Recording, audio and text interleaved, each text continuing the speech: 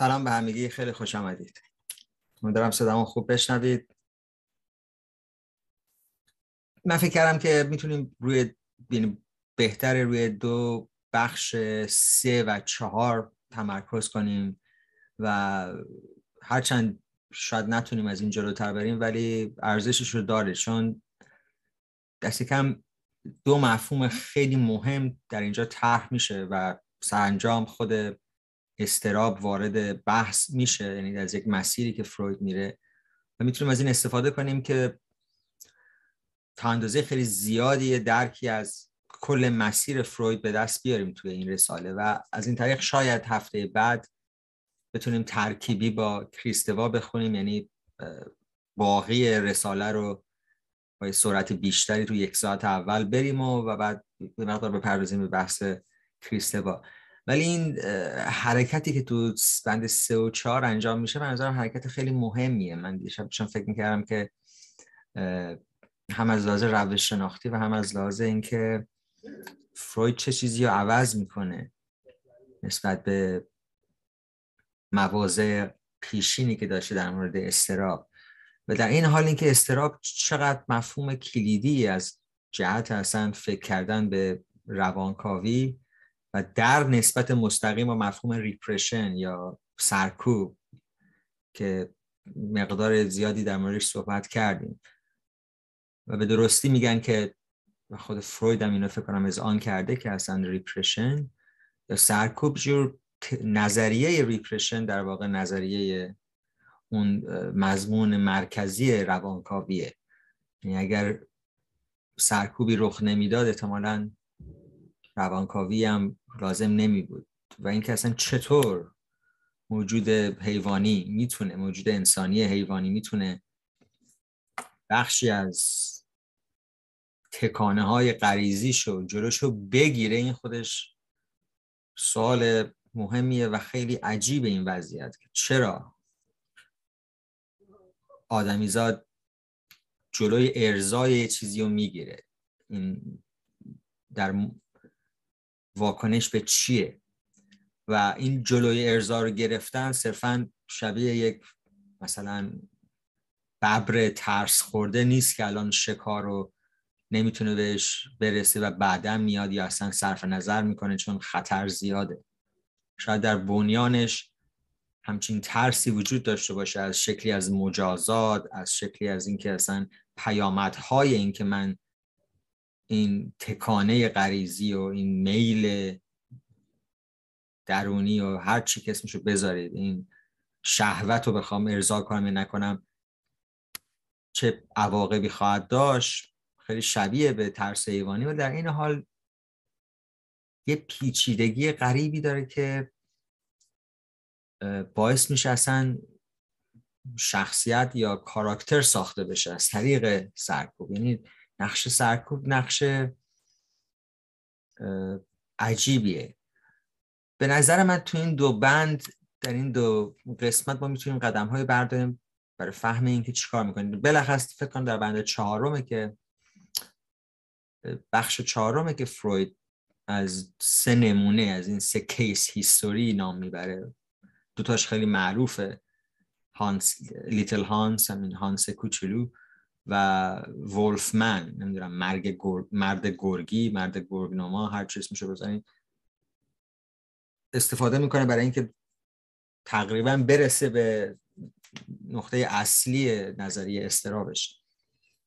و در نظر داشته باشیم که تو حرکت مداوم در این رساله و بشه گفت در همه کارهای فروید به یه معنا از جهت روش شناختی وجود داره. یکی شکلی از بهش میگن اسپکولیشن یا نظرورزی، یعنی کار با مفاهیم و انتزاعات بدون رجوع مستقیم به تجربه. البته که نقطه شروع تجربه است ولی به هر حال بیشتر کار با مفاهیمه. مثلا اینهیبیشن یا بازداری چیه، فرقش با ریپرشن چیه و چی عوض کنه. ولی در هر نقطه‌ای که فروید این نوع فکر کردن رو پیش میبره جلوی خودش رو میگیره یا مچ خودش رو میگیره، میگه اینا همش انتزاعاته، ما باید ببینیم در آنالیز چه رخ میده. و این خیلی مهمه، این رفت آمد بین آنالیز یک سمت و این نظرورزی، یعنی جور روانکاوی در درون مطب و در نسبت با کیس های خاص یا بیماران خاص از یک طرف، و دست و پا کردن یه مجموعه مفاهیمی که اصلا در واقع زبانی که بتونه سوال و جواب بده یا اصلا ببینه با چه پدیده‌ای روبرویه. دوگانگی و مدام در خود همین رساله فکر کنم دیدید که وجود داره. خب برای شروع اگر موافق باشید، نمیدونم خیلی کوتاه، اینم تمرین بعدی نیست، اگه کسی مایله به خلاصه مختصری از دو بخش اول به دست بده، جور چه حرکتی تا الان کردیم، و نکته تمرینیش اینه که اینو وصل کنیم فقط از طریق مفاهیم خود فروید بریم جلو، چیزی از بیرون نیاریم، ببینیم با خود ترمینولوژی که تا اینجا باش روبرو بودیم میتونیم یه خلاصه بدیم. منم شاید بتونم یه کمکی بکنم یا دیگران، فقط خیلی کوتاه که ببینیم کجا هستیم. کسی مایل هست فشاری احساس نکنید یا رو درواسی اگر دوست دارید، اگر کسی آمادگیشو داره یه حرکت رو در کل خیلی کوتاه توضیح بده برامون که روشن بشه کجا وایسادیم الان در این اول فصل سوم. من میتونم صحبت کنم؟ حتما.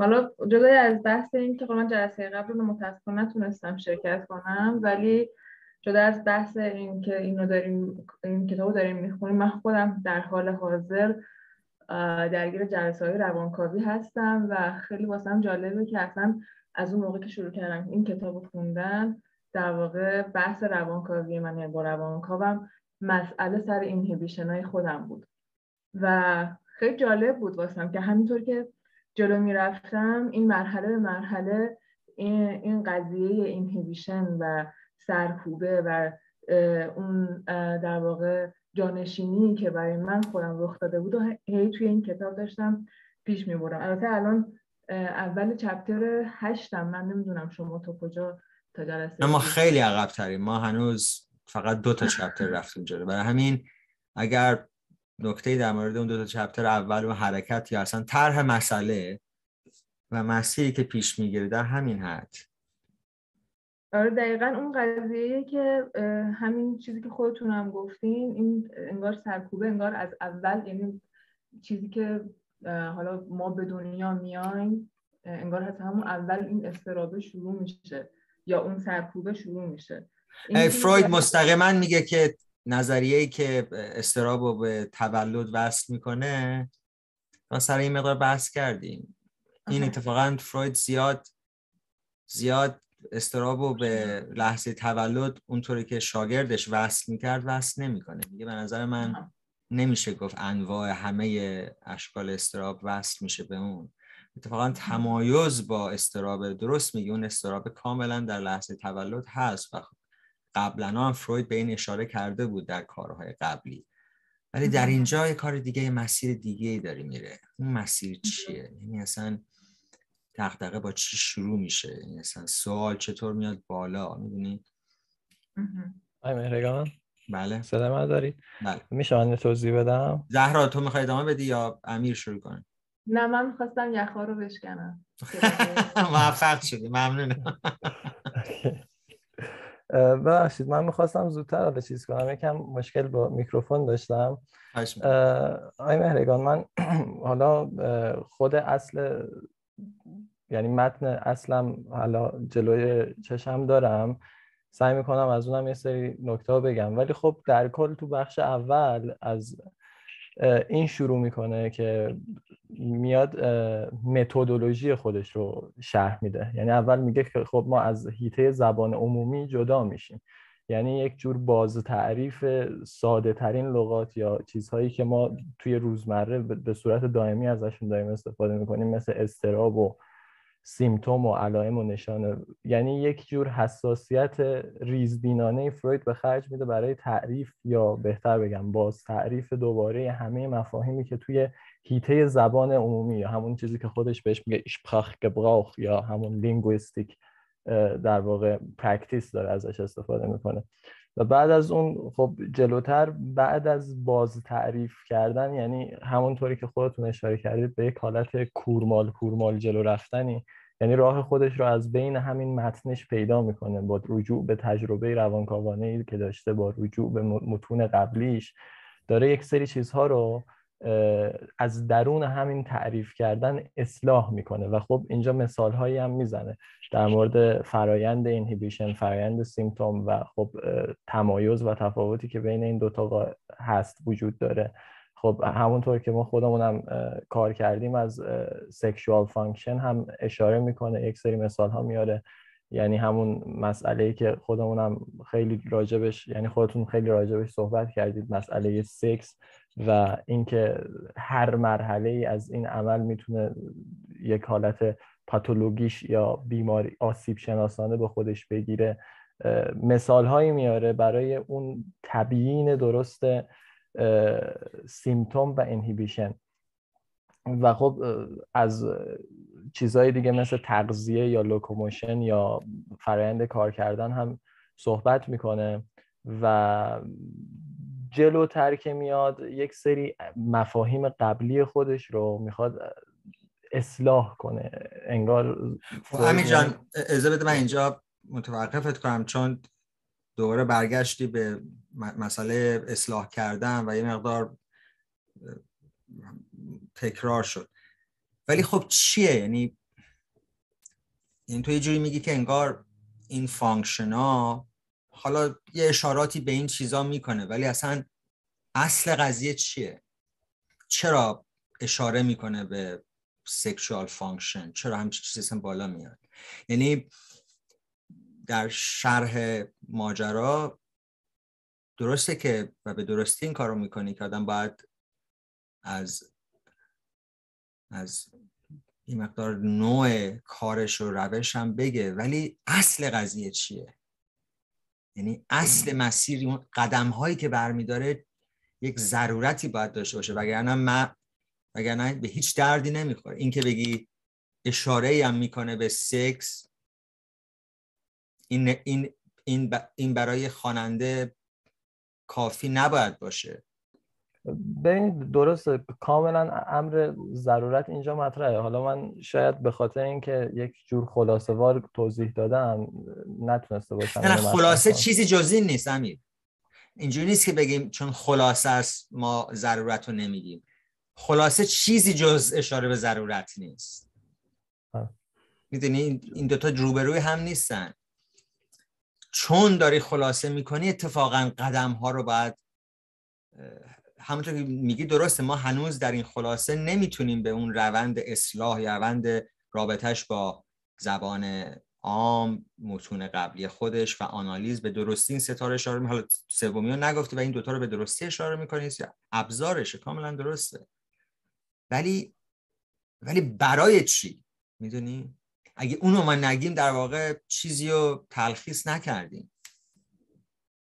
دقیقاً احساس میکنم ضرورتی که فروید حالا توی متون قبلیش هم داشته و حالا به طور خاص توی همین متن از عنوانش برمیاد. یعنی اینکه میخواد یک لینکی پیدا کنه بین این سه تا موضوعی که داره مطرح میکنه، یعنی اینهیبیشن، سیمپتوم و اضطراب. یعنی انگار یک حرکت دیالکتیکی به سمت جلویی داره که در دیالکتیک چیه امیر اینجا؟ یعنی چی منظور از دیالکتیکی چیه؟ چرا ما الان به این مفهوم احتیاج داریم؟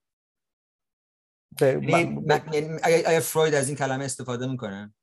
نه اصلا از این کلمه استفاده نمیکنه. منم منظورم از دیالکتیک اینجا همون حالت پیشروی رو به جلویی که خود متن داره نسبت به مفاهیم قبلی رجوع میکنه و تکرار میکنه همونا رو که بتونه ازشون یک چیز جدیدتر بیرون بکشه. چیه یعنی الان اینقدر فرمال شد بس، یعنی تو داره میگی متن یه مسیری داره. خب چون متن احتمالاً خوبیه یا یک جنبه علمی داره، باید یه مسیری داشته باشه، باید یه رو به جلویی بره، باید یه کاری بکنه. درست میگی، ولی چه کاری؟ یعنی فقط ما نمیتونیم قدم ها رو به صورت فرمال بگیم مثلا اینا مثلا آنالیتیکه یا دیالکتیکه یا رتوریکه یا اصلا متمتیکلی میره جلو. باید بگیم آن چیزی که مسئله بر سرشه چیه، حتی ورای عنوان. میدونی؟ چون درست میگی که در عنوانم اضطراب و اینا اومده، ولی کافی نیست. اصلا چرا اضطراب باید بدل به مسئله بشه؟ اون چیه که اصلا مسئله رو میسازه؟ به نظر من امیر این خیلی مهمه در خود. برای یه جور تجربه خودم این که اصلا برای روبرویی با یک موضوع یا یک متن باید ببینیم اون ابسشنش چیه و چه گیری رو تشخیص میده، چه به هم خوردنی رو شروع میکنه باش. اون چیه؟ دقیقاً احساس میکنم همون چیزی که خودتون میگید همون حالت دنبال یک گرهی میگرده که حالا اگه بخوام از متن یک کم خارج بشم، اون تجربه سوژه در ابتدای قرن 20، یعنی اصلا از متن خارج نشو.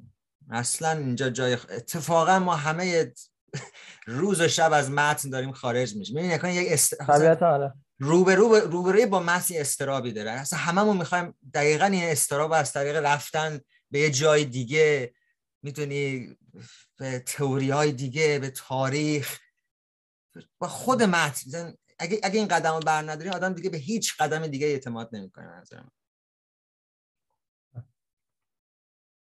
مسئله تجربه سوژه، اصلا خود فروید در این متن کم جلوتر میگه که فلسفه میاد 4 تا از این نتیجه گیری‌ها رو میگیره، باهاش جهان بینی میسازه، ولت آن شام، ورد ویو باش میسازه.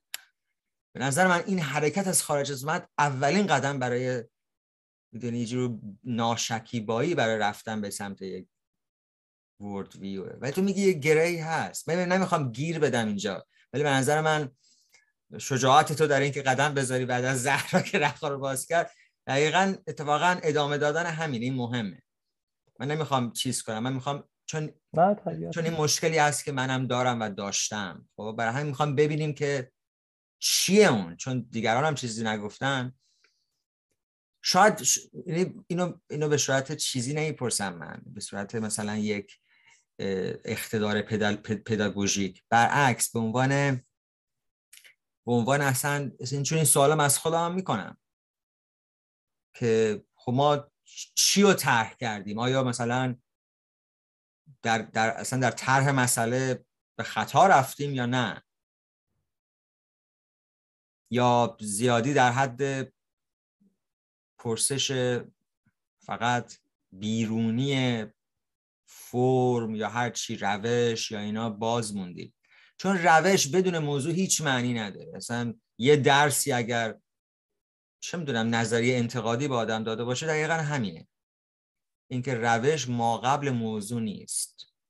شما برای همین هیچکی نگفته و هیچ قانونی نیست که به آدم بگه نباید یه چیز کاملا نو بشه، کاملا نو در آورد در مواجهه با پدیده.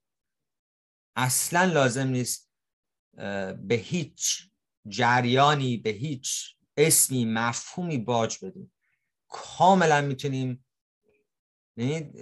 انسجامه در پرداخت به اصطلاحی هست، همین آزادی به سمت خود موضوع. اون گرهه چیه؟ یا اگه دیگران هم میخوان حرف امیر رو ادامه بدن، چون به نظر این مسئله هست که هممون درش گیریم. من میتونم فقط برداشت شخصیمو بگم. من فکر میکنم که مسئله فروید توی مطرح کردن یه همچین مسئله ادراکه. حالا من خودم اینطوری فرضش کردم، حالا که میشه ادراک رو به عنوان موضوع در نظر گرفت، مخصوصا اونجایی که همینطور که دارم جلو میرم میبینم که چقدر این درک این اضطرابه با درک جریان مثلا یک عمل جنسی با هم گره خورده، به عنوان یک شناخت، به عنوان یک احسن. با عمل جنسی اصطلاحی که به کار میبره برای اشاره به عمل جنسی چیه در آغاز این متن؟ سکشوال فانکشنه. دقیقاً میگه بعد سکشوال فانکشن رو به چی وصل میکنه؟ همینجور رو هوا که نمیشه یهو بگه سکشوال فانکشن، ممکن نیست این کارو بکنه. به فانکشن سطحی نه قبل از اون، نه به ایگو فانکشن وصلش. دقیقاً داره میگه ایگو یه سری فانکشنا داره. این خود این شبیه یک موضع بنیادینه، چون آدمیزاد بدنش یه سری کارا میکنه، میبینی از لحاظ بیسیک نقطه شروع یه سری، و این چیزایی که بیسیک چی هست؟ خوردن، با کسی خوابیدن، خود ارضایی، کار، حرکت، اصلا خیلی میدونی اصلا عرصه عمله، یا اصلا عرصه یه جور زنده بودن ایگو. اگه میگه ادراک زهرا، اگر اینجوری کانکریت و مشخصش نکنی، بازم میتونی بپرسیم خب این یعنی ادراک چی؟ کجا؟ وقتی چشامون بسته است، وقتی داریم راه میریم ادراک میکنیم، ادراک در لحظه رابطه، میدونیم با یه سری فانکشن شروع میکنه که میگه این کارکردهایی که اصلا یه جور سوژه بودن، هرچی فرد بودن داره، و به نظر میاد این 4 تا، و میگه یک عالم فانکشن دیگه ای هست، اما بلافاصله اشاره میکنه که پرداختن به اونا قرار نیست مسئله رو برای ما روشن‌تر کنه، فقط هم یه جور الکی ادامه دادن یه چیزی نیست. میگه من این 4 تا رو برمی‌دارم و به نظر من یه جوری روشنه، اصلش هم یه جور سکشوال فانکشن، و تو هم به درستی گفتی که این ادراک به قول تو با یک فانکشن جنسی رابطه خاصی داره. در واقع فانکشن جنسی با همه فانکشن‌های دیگه انگار یه رابطه‌ای داره، ولی با این 4 تا شروع میکنه، نه اینکه نمیگه که این 4 تا تمام فانکشن‌های ایگو، این حرف چرتی خواهد بود. حالا فانکشن دیگه هم داره، فانکشن خوابیدن داره، فانکشن چه میدونم حرف زدن داره، فانکشن میدونید فانکشن‌های دیگه، خوندن فانکشن، نوشتن فانکشن، میدونید ساختن فانکشن، انواع فانکشن ها هست، کار غیر پروفشنال فانکشن، بازی فانکشنه. میگه من رفتن سراغ این فانکشن های دیگه برای من موضوع رو روشن‌تر نمیکنه برای ما. خب بعد وقتی با این فانکشن ها شروع میکنیم، گره تو چیه؟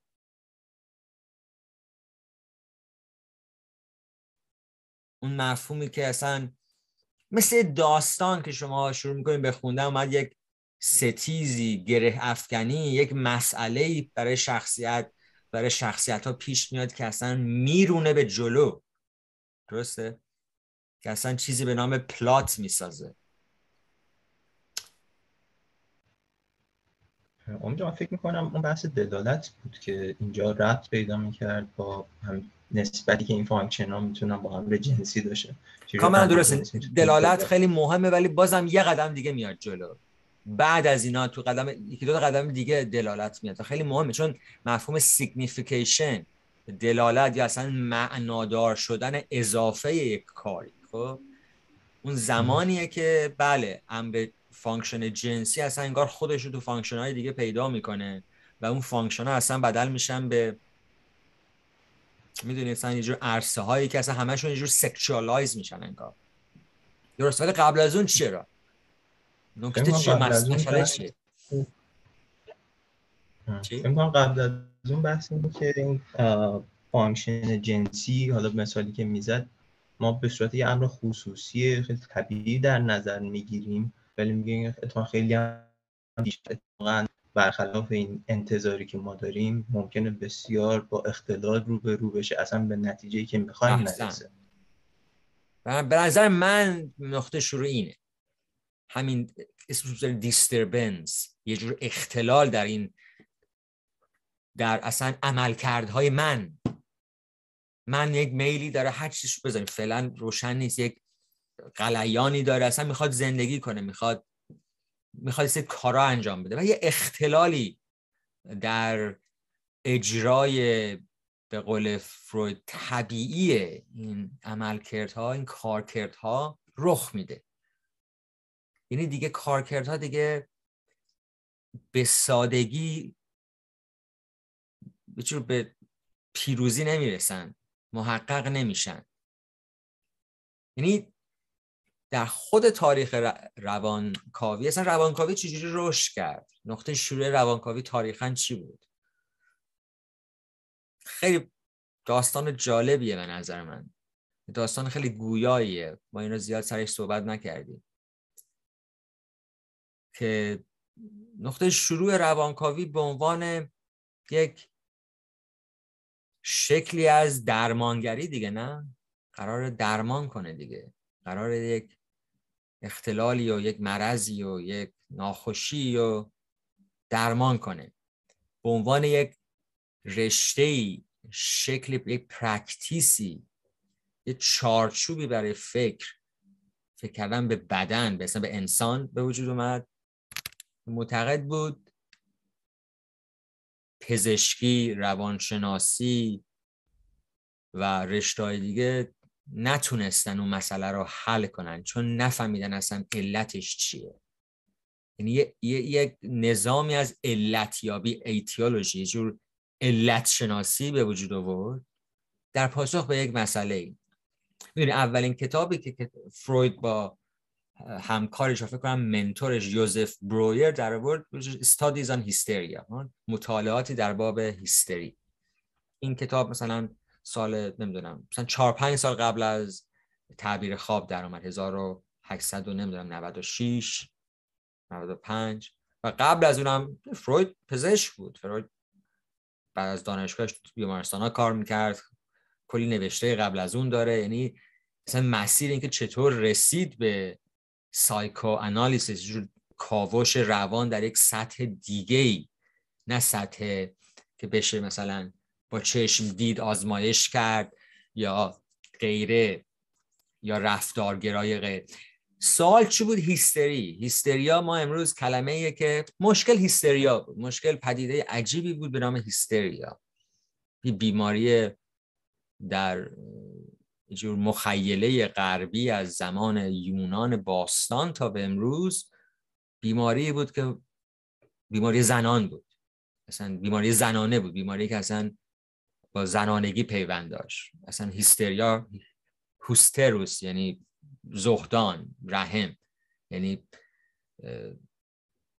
حتی بهش میگفتن اینجور مالی خولیای رحمی زهدانیه. یه شکلی از اختلال بود که زنان تجربه میکردن. اتفاقا خیلی جنبه اجتماعی، انسان شناختی، سیاسی هم داره که ما همین امروز به لحاظ علمی دیگه هیستریا رو به کار نمیبرن ها. امروز در منوئل های تشخیصی و درمانی هیستریا اسم بیماری نیست، ولی همچنان مفهومش وجود داره. ما در زندگی روزمره میگیم هیستریک نشو، معمولا به زنا میگن، درسته؟ این هیستریک شده، هیستریا یعنی یه درامایی، یک شلوغ کردنی یا هر چی که دیگران دلیلش رو مستقیم نمیفهمن. در مورد خاص فروید در اون زمان بیماری بود که معروفه که مثلا دستش یهو احساس میکرد از کار میفته. میدونین که میرفتن پیش پزشکا زنان دوره ویکتوریایی رو میگفتن من دیگه نمیتونم ببینم، هرچی بدنی آزمایش میکردن میبینن هیچ اختلالی نیست، نمیبینه، ولی یا دستش، ولی عموما میگفتن نه این فیکه یا دروغ میگه یا ادا در میاره. یعنی باور نمیکردن در مورد زنا این چیزا، این نوع واکنش شد. یه معمایی بود که تنه میزد به مثلا یه چیز خیلی اجتماعی، روانی. به هر حال اینا شروع کردن، ایده این بود که چیزی سرکوب شده یا بازداری شده یا هر چیزی که برای ما آشکار نیست، چیزی که از طریق حرف زدن روش روانکاوی میتونه بهش رسید. در واقع یک اختلال، یک اختلال روانی که خودشو به صورت یک اختلال جسمانی نشون میده. اینجور تعریف هیستریا است، اینجور سوماتیکه. ما همین امروز هم میگیم مثلا آره مثلا این همش استرس یا هر چیزی، یک وجود یک مسئله‌ای که پیدا نیست، شاید در گذشته فرد نسبت داشته باشه و امروز میگیم مثلا در ناخودآگاهش، ولی نمودش جسمانیه. مثلا درد شدید گردن، مثلا یک زن ازش شکایت میکرد، منتها بررسی میکنی میبینی دلیلی نداره این وجود اومده باشه ولی هست. نقطه شروع روانکاوی یه جور زنانگی بوده واقعا. ولی جالب اینجاست که در خود کار فروید اینقدر نتونست بدل بشه. همه مثالاش از مرداست تقریبا همه جا. پسر کوچولو خیلی خیلی کمی اصلا نباید باشه دختر کوچولو میاد وسط. نقطه شروعش هم همچین اختلالی بوده، پس بی جهت نیست که حضور داره. حالا من اینا خیلی مثلا خیلی تخصصی بلد نیستم، ولی تو این اینتروداکشن نوشته شده که از همون اولین تحقیقات انگزایتی استراب مسئله بوده که فروید سعی کرده بهش پاسخهایی بده که تغییراتی میکنه ها. ولی میبینیم که از یک جور از کار افتادن، اصلا دستی که نمونه اون زن معروف که از پدرش مراقبت میکرد دستش یه جور لمس میشد ولی معلوم نبود چی بود. کیسو من دقیقاً یادم نمیاد ولی میتونید قشنگ پیدا کنید.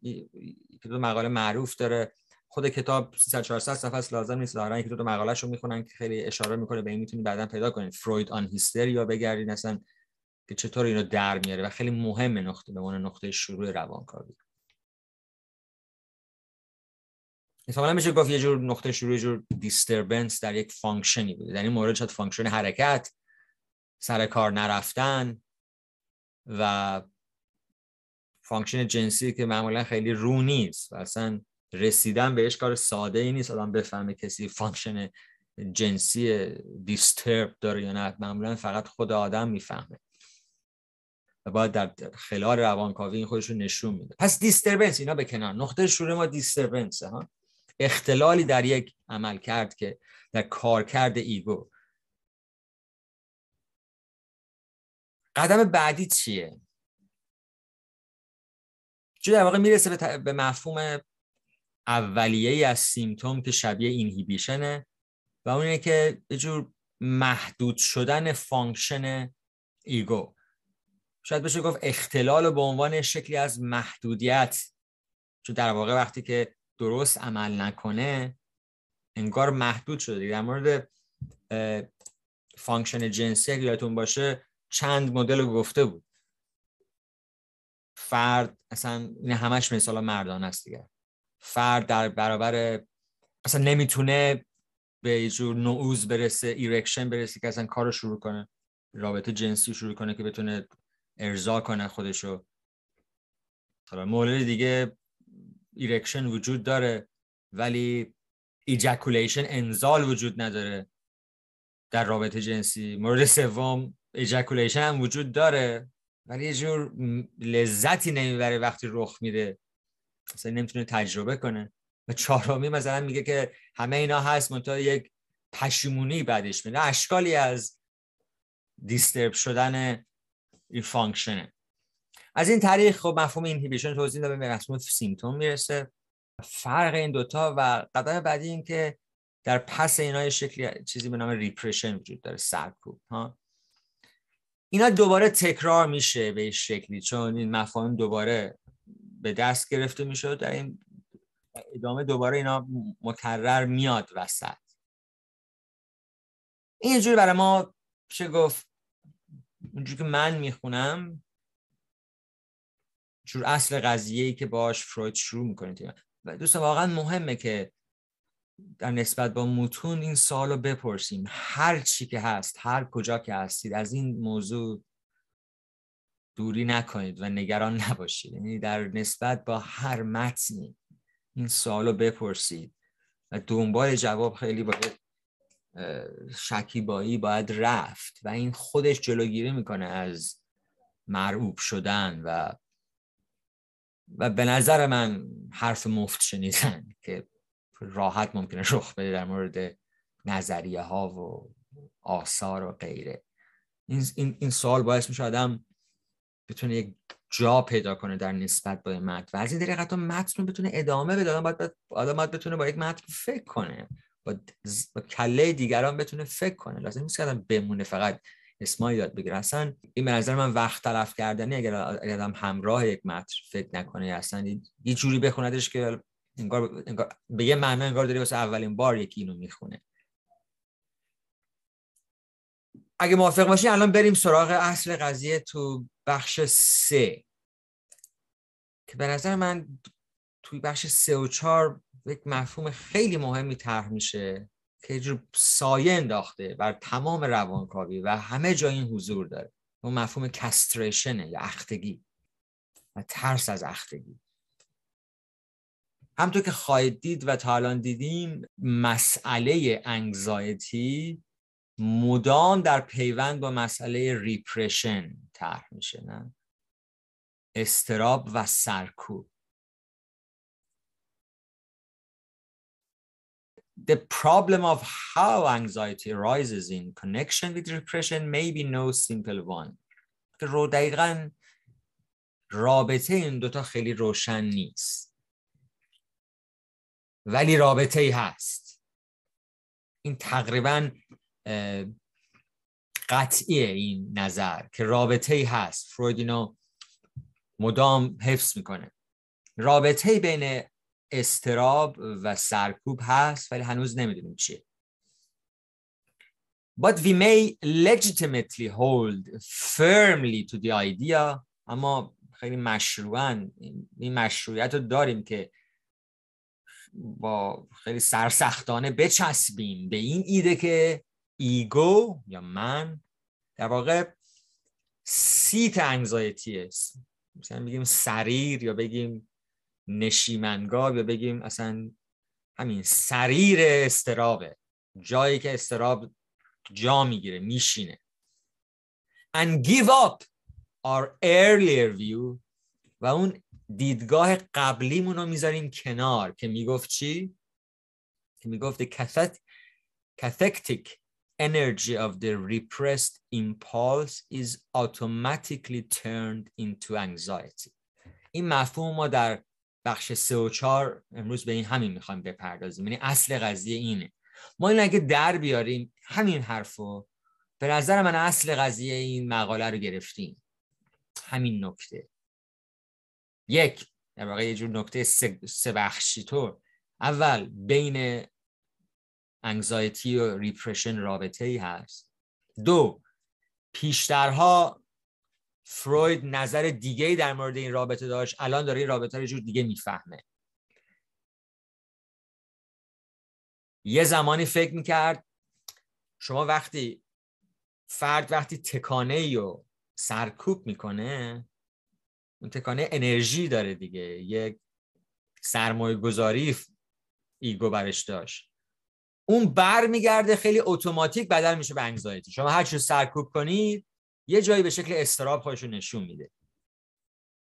این ایده اول بود و به نظرم خیلی چیز میاد، همینجوری هم فکر کنه خیلی شاید اصلا یعنی معقول برسه. آدم کسی که مثلا همه زندگیش نتونسته رابطه جنسی داشته باشه، به دلایل مختلف جلوش گرفته شده، خب یک اضطرابی باش میاد. ولی امروز خواهیم دید که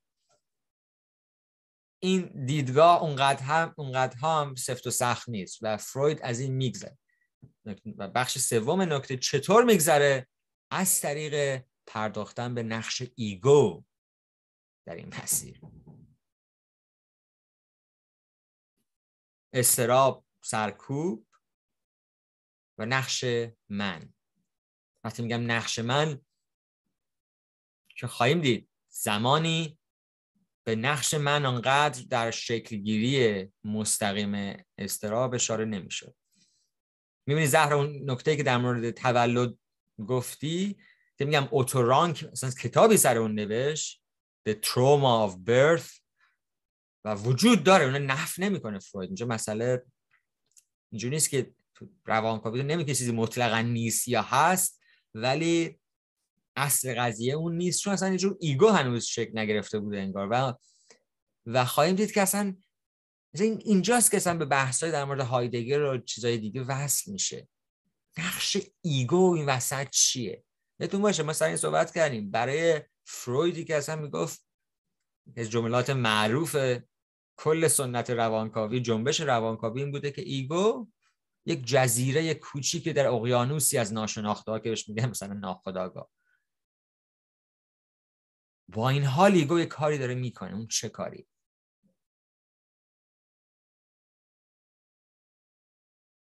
میگه من قبلا که این کارو میکنم if I expressed myself earlier in the latter sense، میگه اگر من پیشترها این دیدگاه اخیر رو داشتم، این هم دیدگاهی که اتوماتیکلی چیزی که تکانه‌ای که سرکوب شده برمیگرده به شکل اضطراب، به شکل عاطفه اضطراب. یادتون باشه اضطراب یه افکته ها، اضطراب یک افکت، یک کانسپت نیست فقط. ریپرشن یک افکت نیست، یک عملیه که انجام میده ایگو یا یک، ولی اضطراب یه افکت، یعنی شما حسش میکنید، درسته؟ چون متأثر شدگیه. میگه من قبلا اگه این کار میکردم دغدغه‌م یه جور توصیف پدیدار شناختی بود، نگاه میکردم به ماجرا میدیدم خب آره کسی که سرکوب کرده اضطراب هم داره. ولی میگم الان من دنبال یه جور انگار تبیین فرا روانشناختی هم. این اصطلاحو شما در فروید بهش برخواهید خورد و نگران نباشید. متا سایکولوژی منظور یه چیزی وراتر رفتن از روان و اینا نیست. منظور اینه که شرایط یا پیش‌فرض‌های یک پدیده روانشناختی رو زمانی که داریم تبیینش میکنیم رو بیاریم. خب مثلا وقتی ما میگیم چه میدونم متالینگویستیک اکاونت، تبیین فرا زبان شناختی، منظور اینه که اصلا درون زبان شناسی ما با چه مفاهیمی کار میکنیم، پیش‌فرضاش چیه. این میشه جو متا، رفتن بالا، دیدن اینکه اصلا ما داریم با چه پیش‌فرضایی کار میکنیم. معنی داره براتون این حرف؟ این مقدار در عمل باید این براتون در بیاد که بهتر بگید. جالبه که اون چیزی که قراره بعدها بیاد، قبلا تو متن فروید اشاره بهش میکنیم، به یه معنا اصل قضیه جوری تولید بیان میشه. مثلا اینجا میگه anxiety is not newly created in repression. بفهمیم. حالا بذار من اینا اینجوری گیجتون نکنم، بریم از بخش 3 قشنگ شروع کنیم. ولی بیا این بخشی که امیر من گفتم در مورد فیلسوفانی که میپرن چیزا رو از یه جای به جای دیگه ببرن، کسی که میخوان ورد ویو بسازن، جهان بینی بسازن از چند تا یافته، واقعا دنبال شکل اصول دینن. به نظر من امروز نظریه تو ایران به رغم همه جنبه‌های واقعا امیدبخشش یا هر چی، مقدار زیادی هم تاریخاً در این چند دهه اخیر شکلی از پیدا کردن اصول دین بوده و این نباید با این یه جور دیگه طی کرد. بس دیگه. To return to the problem of the ego. شروع بخش 3. میخوام برگردیم به مسئله ایگو. The apparent contradiction is due to our having taken abstractions too rigidly and attended exclusively now to the one side and now to the other of what is in fact a complicated state of affairs. میگن همه مفهوم پردازی که تا حالا کردیم مقدار زیادش انتزاعی بوده. بعضی وقتا منحصراً یه بخش رو میگرفتیم، بعد یه بخش دیگر رو میگرفتیم و از این طریق مسئله رو، حالت امور رو که پیچیده تر بود از دید پنهان می‌داشت. We were justified, I think, in dividing the ego from the id. id به معنی همون آن یا نهاد، اون منبع همه شور و شوق و زندگی و میل و همه اینا. خب اون منبع کور خواستن، خواهش، مثلا اسمشو بذاریم. یکی زمانی جدا میکردیم از ایگو رو از اید. موجه بودیم در جدا کردن ایگو از اید، برای اینکه یه ملاحظاتی هست که این کار رو ضروری میکنه. از سوی دیگه میگه ایگو یه جوری با اید یکیه and is merely a specially differentiated part of it. خیلی جالب. یعنی چی ایگو با اید یکیه؟ چطور میتونه ایگو با اید یکی باشه؟ این تقسیم بندی معروف من، سوپر ایگو و اید، من به عنوان اون بخش آگاه، سوپر ایگو به عنوان اون بخشی که همش میگه این کار بکن، کار نکن، و اید به عنوان منبعی که همش خواهشه، همش ارضا میخواد. ولی چطور ممکنه ایگو با اید یکی بشه؟ If you think of this part by itself in contradistinction to the whole or if a real split has occurred between the two, the weakness of the ego becomes apparent. میگه اگر ما فرض کنیم که واقعا یه شکافی بین من آگاه و اون منبع خواهش ها در درون وجود داره، اون وقت ایگو خیلی ویک به نظر میاد. برای من خیلی این پاساژ جالب بود و مهم بود. من اینجور حالا به قضیه فکر نکرده بودم که هی ما میگیم ایگو، سوپر ایگو، اید یعنی چی؟ این یه چیز سپاره تو بدن ما، تو روان ما. یعنی چی؟ اینا خودشون چجوری حفظ میکنن اگه سه تا چیز مختلفن؟ معنی نداره. نیروش از کجا میگیره؟ ولی ظاهرا نباید همچین مرز این نفس یادتون میاد شما، یعنی نسل شما برخورده دیگه به این بحث‌های نفس اماره و نفس مطمئنه و غیره. یه زمانی تو ایران هم سعی می‌کردن این دوتا رو همه رو یکی کنن با ایگو فلان اینا. حالا شاید بشه کرد، شاید هم نشه کرد، ولی همینجوری خیلی مستقیم هم شاید نباید کرد، نمیدونم. من نکته اینجاست که اینا از چی در میان؟ اون انرژی از کجا میاد که اصلا قدرت میده به یه سوپر ایگویی که هی بگه نکن یا بکن؟ حتما باید با ایگوی پیوندی داشته باشه. اینجا میگه اگر ایگو remains bound up with the id، یعنی اگر ایگو متصل، پیوند خورده، هم پیمان با اید باقی بمونه and indistinguishable from it و ازش قابل تفکیک و تمایز نباشه، then it displays its strength. اونجاست که قدرت خودش نشون میده.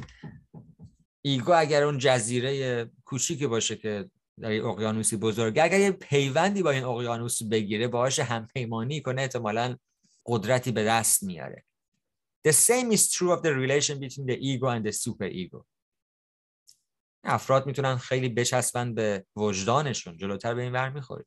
آدمایی هستن که خیلی یک آرامش و اطمینانی دارن برای اینکه دقیقاً میدونن چه کار باید کرد، چه کار نباید کرد و انگار هیچ ستیزی بین بایدها و نبایدها و خواست خودشون نیست. به نظر میاد یه شکلی از همپیمانی بین ایگو و سوپر ایگو در اونها به وجود اومده، نه؟ اشاره میشه به آدمایی که کسایی که تیپ هایی که خیلی لذت گران یا هر کاری بخوان میتونن بکنن. به نظر میاد یه پیوندی بین ایگو و اید در اونها هست. زیاد براشون مهم نیست در نرم های اجتماعی و هر جایی میتونن، میگن یه ایگوی خیلی قوی دارن، احتمالاً یه همپیمانی با یک کسی دوتا باید درشون صورت گرفته باشه. In many situations the two are merged. خیلی از وضعیت‌ها این دوتا با هم جوش خوردن. And as a rule we can only distinguish one from the other when there is a tension or conflict between them. نظر میاد این تقسیم بندی زمانی کار میکنه، با معنا میشه که شما یک ستیز یا تنشی میبینید بین من و سوپر ایگو یا من و اید. به نظر من شاید یه جوری این مرتبط باشه با بحث دیستربنس در اول. به هر حال در ادامه میگه که نباید فرض کنیم که ایگو و اید دوتا کمپ متضادن و همیشه تصورمون باشه که دوتا مقابل همن. یعنی در کل داره یه جوری به ما فروید یاد میده اینجا، یعنی ما داریم میفهمیم اینجا که این سگانه ایگو سوپر ایگو ایدی که اینقدر شنیدیم اینقدر چیزای خیلی فیکس صلبی نیستن که اینا رو خیلی شیء-واره استفاده کنیم. نه، اینا میتونن با هم روابطی داشته باشن، میتونن، نباید اینا رو به عنوان موجودیت‌های صلبی برداریم و باشون کار کنیم. این خودش درس روش شناختیه به نظر من. And if we suppose that when the ego tries to suppress a part of the id by means of repression, the remainder of the id comes to the rescue of the endangered part and measures its strength with the ego.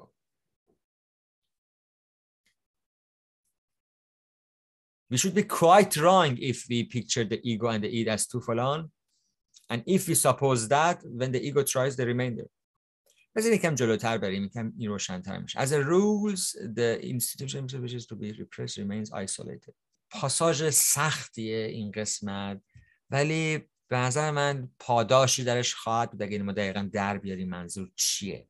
اید و ایگو و سوپر ایگو یک همپیمانی ها و پیوستگی های با هم دارن، ولی وقتی به قضیه ریپرشن میرسه، وقتی ایگو یه چیزی رو پس میزنه، یه چیزی از اید رو پس میزنه، فرض کن اید یه منبع خورشیدی که همینجوری ذرات داره میفرسته، خب اسم رو بذاریم ایمپالس، تکانه هایی، اینو میخوام، اونو میخوام، این کار میخوام بکنم، اون کار میخوام بکنم، این انواع خواهش ها که داره.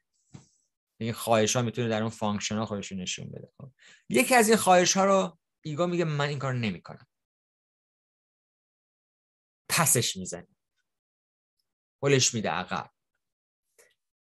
فروید میگه این بهش از رول قاعدتاً این تکانه غریزی که ریپرس شده یه جور آیسولیتد باقی مونه، یعنی انگار خودش رو یه جوری مجزا میکنه، چون اصلا خود ایگو اینو مجزا کرده.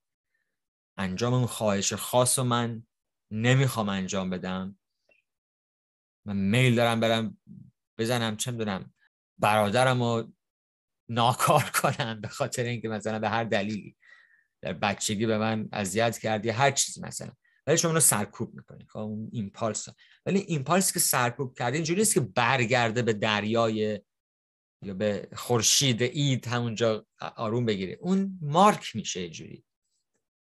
یعنی سایکی، روان فراموش نمیکنه اینو، انگار آدم از یاد نمیبره که چه چیزی رو سرکوب کرده، ولی به آگاهیش هم شاید در نیاده، ولی فعلا در این حالت نگه داریم. اون ایمپالسی که اینجوری پس زده میشه غیب نمیشه. Although the act of repression demonstrates the strength of the ego, in one particular it reveals the ego's powerlessness and how impervious to influences are the separate instinctual impulses of the ego. میگه عمل ریپرشن هم قوت ایگو رو نشون میده، ولی به طور خاص جوری ضعف و عجزش هم نشون میده. ببینیم چطوری. یادتون باشه در عمل ریپرشن ایگو نقش داره، نقش اصلی ایگوئه که ریپرس میکنه، منه که پس میزنم. اید نمیخواد چیزی رو پس بزنه، هر چی اسمشو بزنه، اون حیوانیت خیلی بدوی درون آدم، هر چیزی که بخواید بگید، اون خودش پس نمیزنه، ایگوئه که پس میزنه. چجوری این کارو میکنه و پیامد این پس زدن چیه؟ سوال اینه. سرکوب کردن چه پیامدی داره؟ چجوری انجام میشه؟ For the mental process which has been turned into a symptom owing to repression، اینو ما از قبل میدونیم، زمانی که چیزی رو ریپرس میکنی به شکل یک سیمتوم ظاهر میشه. یادتون میاد میگفت اگر ریپرشن کاملا موفق میبود مسئله پیش نمیومد، مثلا روانکاوی هم زاده نمیشه. کاملا موفق بود، میرفت پشت، برمیگشت به دریای اید اون ایمپالس، ولی اینطور نیست. یک کاری میکنه ریپرشن با فرد، سرکوب یک کاری باش انجام میده، سیمتوم شکل میگه. باید ببینیم حالا چیه اون فرایند ذهنی، فرایند روانی که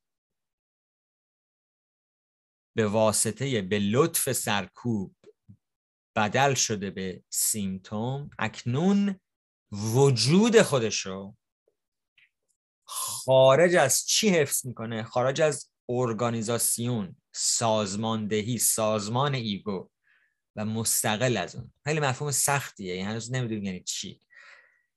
میدونید ایگو یه چیزی رو سرکوب میکنه و موفق میشه، قدرتی داره، ولی امر سرکوب شده سیمتوم میشه، بعد برمیگرده اصلا ایگو رو در بر میگیره، خارج از ایگو اصلا عمل میکنه، یعنی از اراده ایگو در میاد.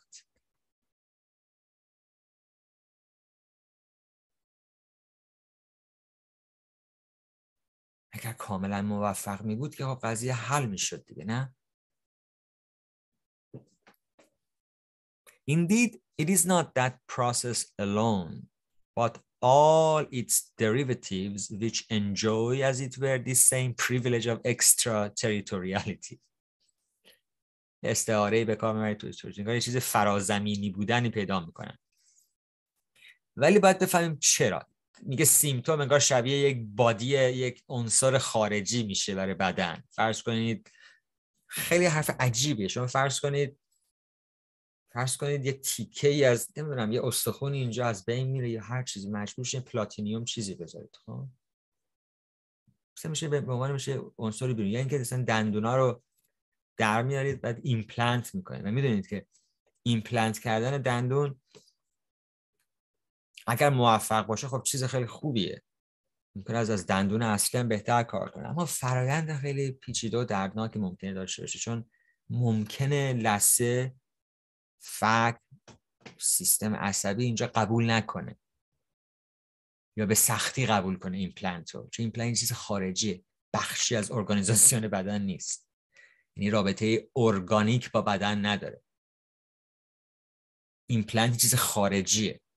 وقتی چیز خارجی قراره یکی بشه با بدن به عنوان پروتز قراره بپیونده به ارگانیزم، بشه بخشی از ارگانیزم، این کار بدون تنش و ریسک و اینا نیست، ممکنه پس بزنه.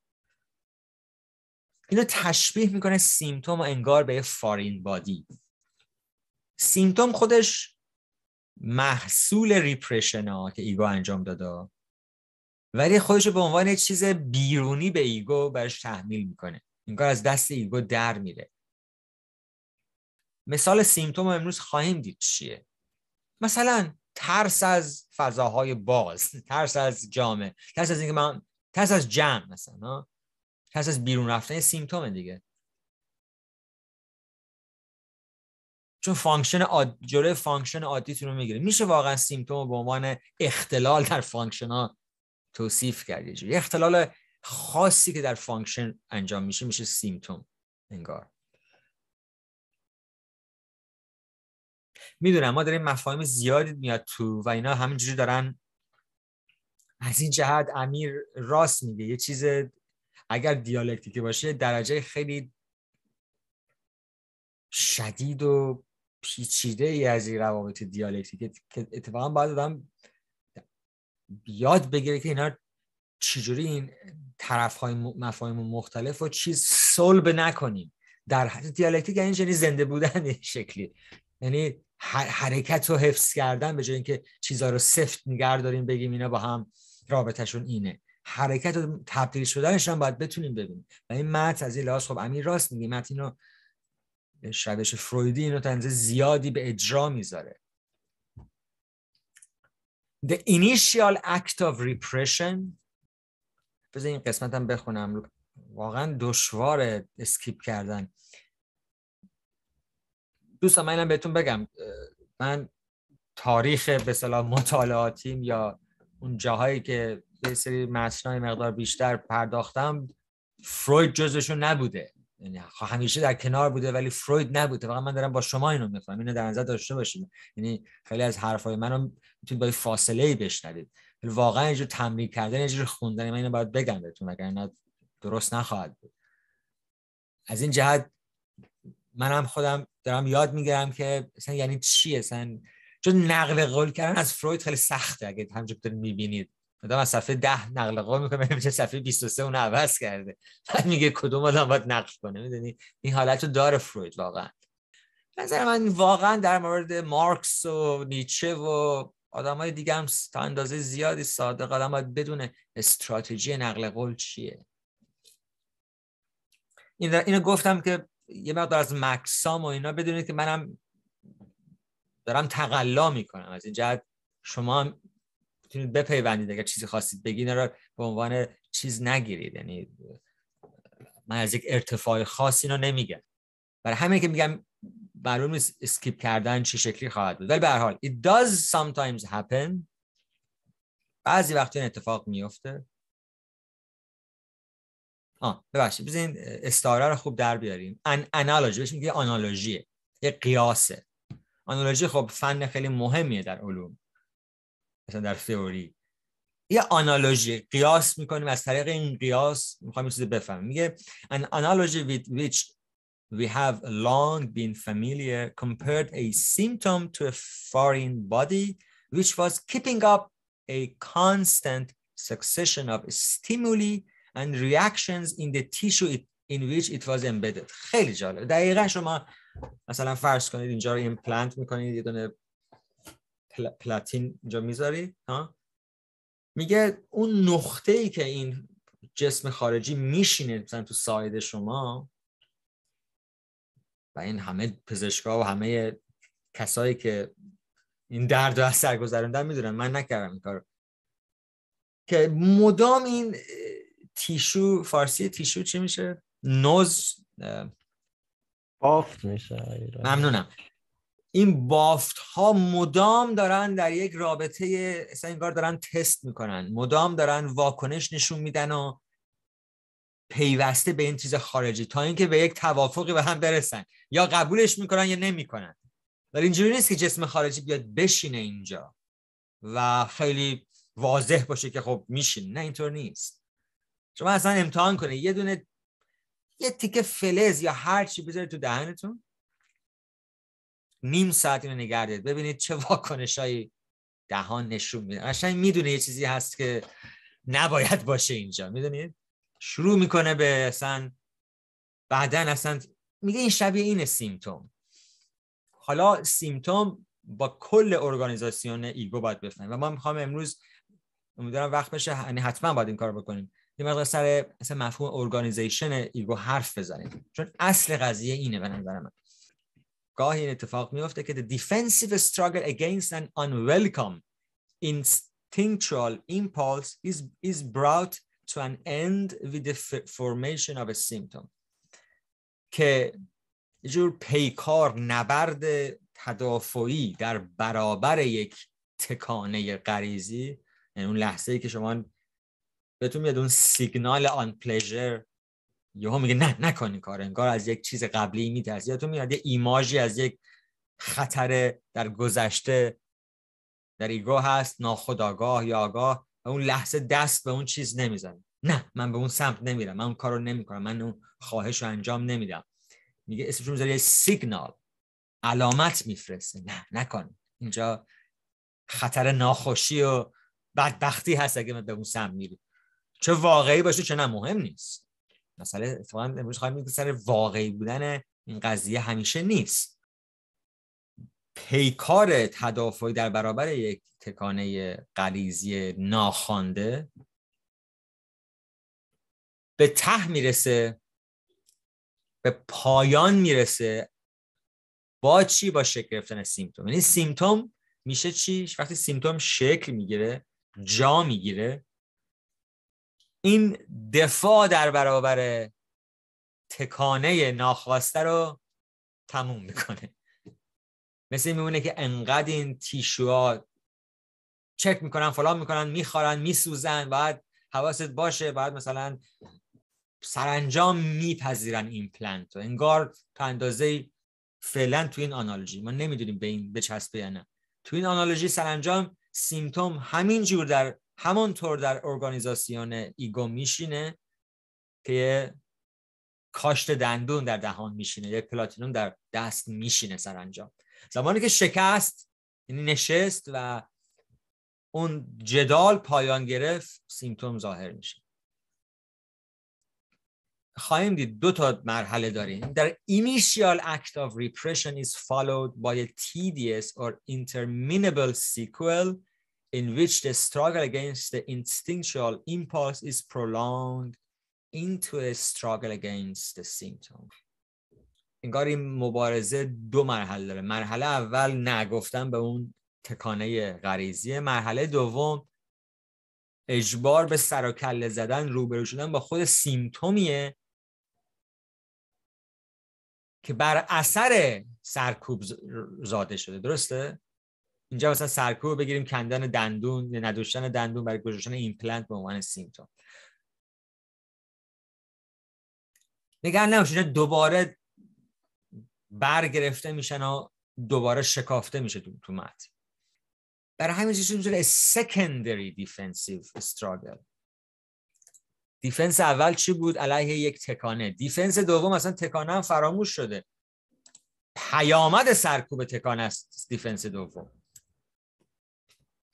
In this secondary defensive struggle, the ego presents two faces with contradictory expressions.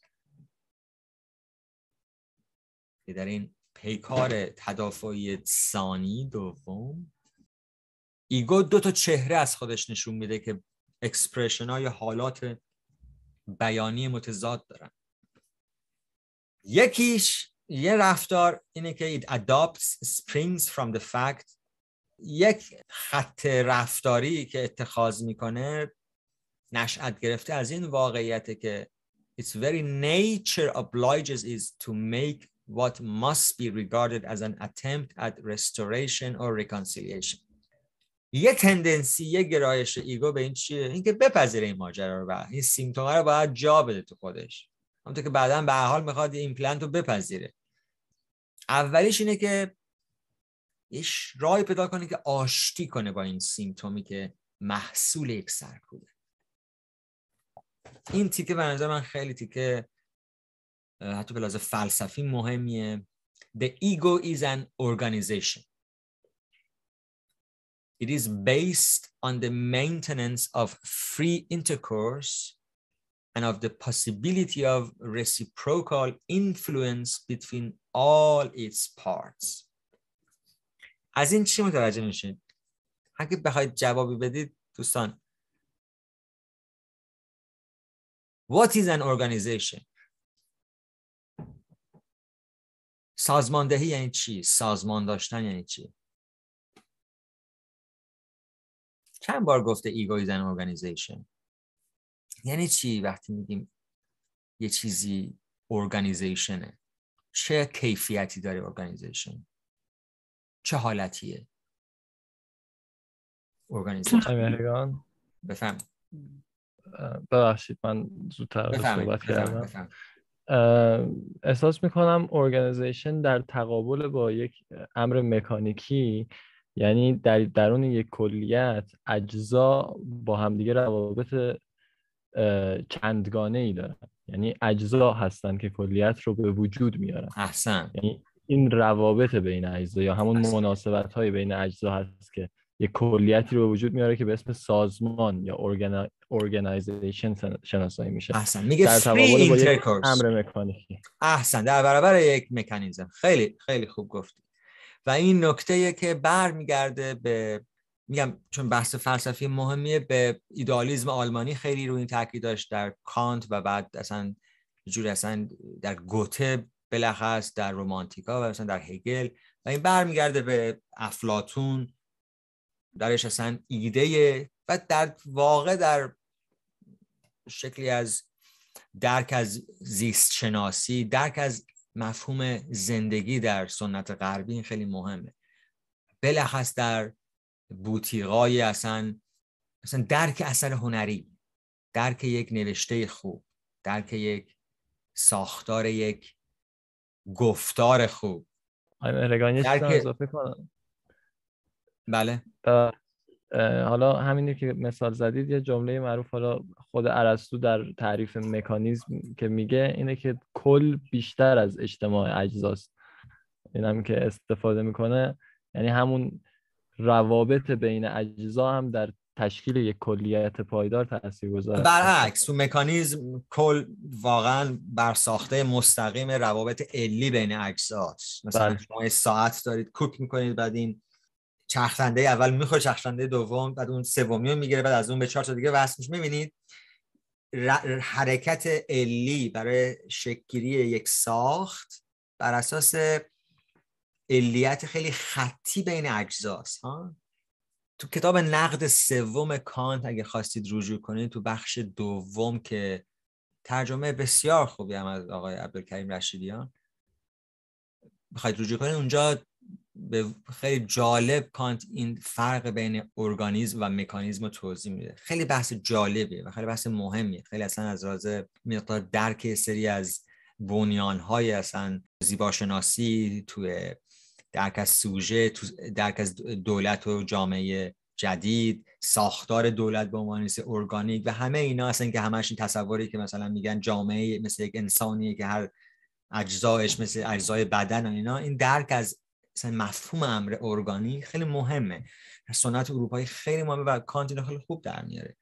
بر اساس یک درک دیگه ای از علیت، کوزالیتیه، نه علیت خطی. شما یه چیزی رو مثلا حرکت زمان، ثانیه اول، ثانیه دوم، ثانیه سوم، یا مثلا من یه چیزی به این میزنم این به این میخوره میره جلوی، حرکت خطیه و یه شکل برمیگرده اصلا به مفهوم علیت از بازم در سنت اروپایی. تاش ساده است، میتونید اینو خوب در بیارید ولی کمک میکنه.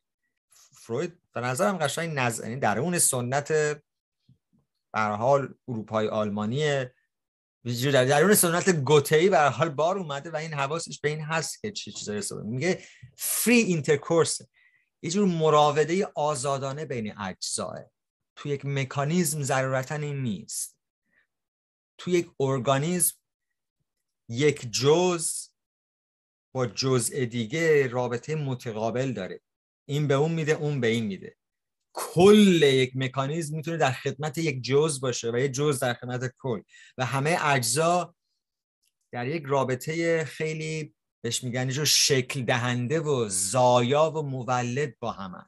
برای همینه که مثلا شما نمیتونید بگی من در بدن من اگه یه تیکه کوچیک از این سر انگشتمو بکنی چیزی نمیشه، خب بدن سر جاشه، ولی اینطور نیست. همه بدن ممکنه زمینگیر بشه به خاطر یک زخمی که سر انگشت خورده و همه بدن اینجور میخواد اون زخم رو ترمیم کنه.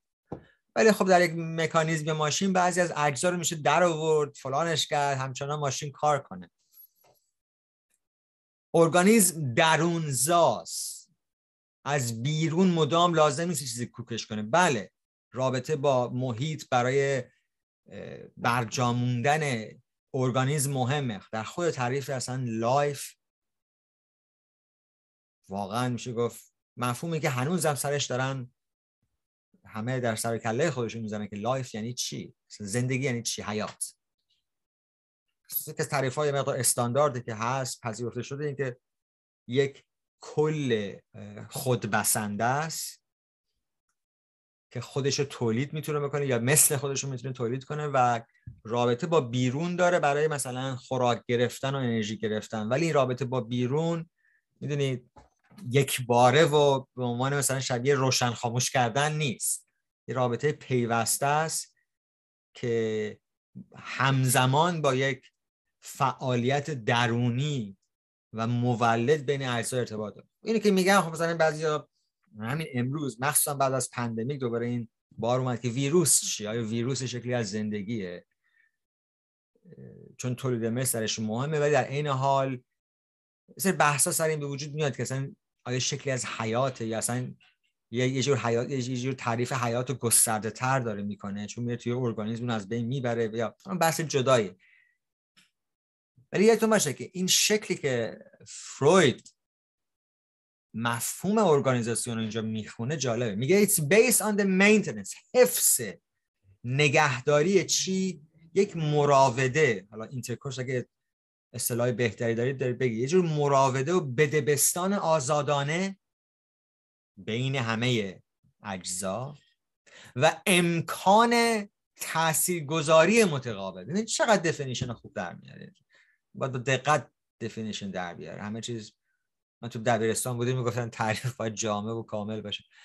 این یه خوشم یه فانتزیه در مورد تعریف، ولی به هر حال باید آدم سعی بکنه مقدار حق مطلب رو ادا کنه. اصلا مهمتر آزادانه بودن و امکان تاثیر مقابل، یعنی جزء یک جزء دو رو به وجود میاد ولی جزء دو هم جزء یک رو به وجود میاد. یعنی هر جزئی یکم فلسفی تر بگیم این مثلا در نقطه شروع اصلا علوم انسانی، تفکیک علوم انسانی و علوم طبیعی قرن 19 هم تو آلمان وجود داشت. مثلا تو دیلتای و اینا، دیلتا چند تا کتاب و یه سری بحثات فارسی در اومده میتونید رجوع کنید که کلیت ها که علوم انسانی باشون رو مواجهه کلیت هایی هستن که درشون رابطه اجزا با هم بیشتر شبیه ارگانیسمه و از همه مهمتر اثر هنری. اثر هنری اینجوری نیست که بگیم مثلا فلان نوت در دقیقه 2 این قطعه فقط یک وسیله‌ای که مثلا نوت بعدی رو به وجود بیاره. نه، اون نوت خودش میتونه اصلا قبل خودش هم بسازه، چون وقتی اونو گوش میدی اصلا قبلی هم معنی. مثلا فیلم رو نگاه کنید، اجزای فیلم چیه؟ یه فیلم سینمایی اجزایش احتمالاً خود گفتن این که مفهوم جزء تو اثر چیه خودش سخته. حتی تو ارگانیسم بگیم جزء یعنی چی؟ مثلا جزء من چیه الان؟ اجزای من. اگه بگید دست یا دماغ یا چهره، اینا همشون استوار برای پیش‌ورزن که حالا بهش میگن یه جور پیش‌ورز غایت شناختی. شما اول میگید فانکشن دست چیه، ولی از اون طریق شما دست رو جدا میکنید. حالا این که اصلا بگیم جزء چیه خودش یک مسئله دوستان، این خیلی راحت نمیشه گرفت. تو ماشین، تو مکانیزم شما جزءا رو میتونید ببینید، این چرخنده، این قطعه، میدونید این فنر، این فلان. ولی توی موجود زنده، درون موجود زنده رو بشکافی یه چیزایی در هم فرو رفتن و اینا. جزء دقیقاً چیه؟ جزء اصلا چطور ساخته میشه؟ در مورد بحث ایگو هم همینطور. جزء تو ایگو یعنی چی هستن؟ کدوم یعنی چی جزء؟ اجزای ایگو چی هستن؟ راحت نیست در آوردن این. و هر جزئی که بنامید به واقع دارید با یک پیش‌فرضی میرید جلو. ایگو is an organization. اگه ایگو همچین خصلتی داشته باشه، یعنی یک رابطه آزادانه بین همه اجزاشه و امکان یک تاثیرگذاری متقابل بین این اجزا وجود داره. ولی یعنی چی؟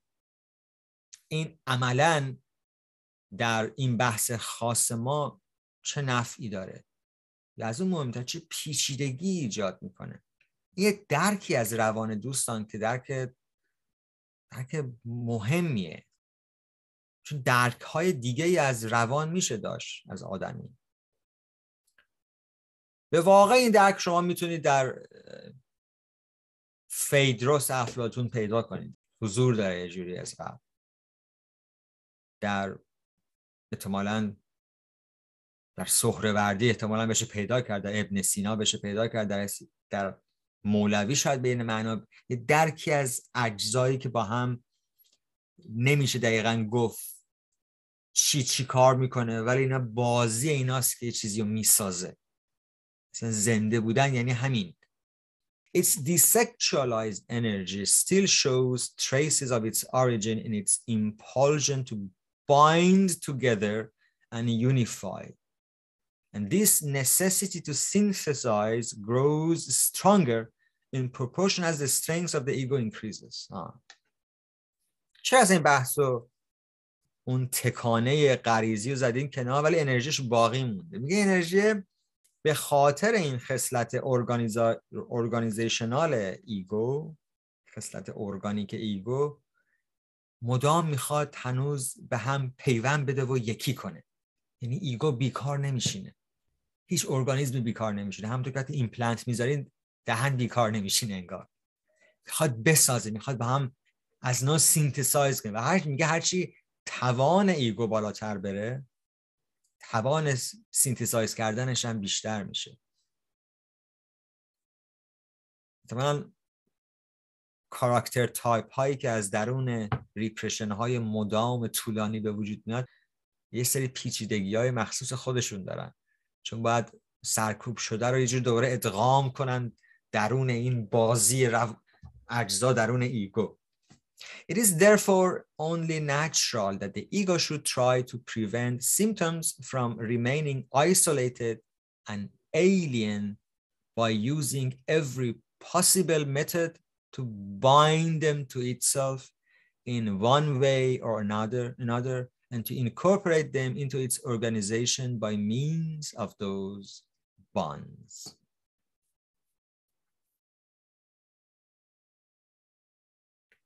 دیگه معنی ما دیگه چی میخوایم برای درک این که اصلا در کل چه مسیری میخواد بره؟ فروید در تمام روانکاوی چه مسیری میخواد بره؟ به معنی ما الان میتونیم ببینیم که اون شیوه عمل ارگانیزاسیونی به نام ایگو چطور بیکار نمیشینه و مدام از نو میخواد خودشو بسازه. بذارید من یه ترجمه بکنم و برم کسی اگه مایل هستید یه توضیح سر این بده. یه مقدار سر این توقف کنیم. بنابراین آشکارا طبیعی است. چیزی جز طبیعی نیست، یعنی حتما طبیعی، یعنی کاملا طبیعی است. اینجا only و اینجوری بخونید. It is therefore only natural که طبیعی است که ایگو تلاش کنه برای جلوگیری از منزوی ماندن نشانگان. یادتون میاد بالا چی گفته بود؟ که as a rule، یادتون میاد؟ بنا به قاعده ایمپالس، تکانه غریزی که سرکوب شده آیسولیتد باقی میمونه، مجزا باقی میمونه. از منظر آنالیز این اتفاق میفته نه؟ ولی از در تجربه ایگو اجرایی نیست. بله خاطره ای از سرکوب شده هست، ولی ایگو میخواد اونا چیکار کنه؟ از نو جلوگیری کنه از این که نشانگان، درد نشانها، سیمتوم ها که محصول سرکوبن منزوی و بیگانه باقی میمونن. شبیه همون ایمپلنتی که گفتیم، اون پلاتونیوم. از چه طریق جلوی اینا میگیره؟ از چه طریق این سعی رو میکنه؟ از این طریق که از هر روش ممکن برای به هم پیوستنشون، برای پیوند دادنشون به خودش به هر طریقی استفاده کنه. Using every possible method to bind them to itself in one way or another. امیر جان تو اگه آلمانی رو جلو داری، این بخش این جمله The ego is an organization تا all its parts رو چی میگه؟ یه لحظه صبر کنید که من بیارم بخونمش. میگه Das Ich ist eine Organisation. Es beruht auf dem freien Verkehr und der Möglichkeit gegenseitiger Beeinflussung unter alle seinen Bestandteilen. در واقع component parts.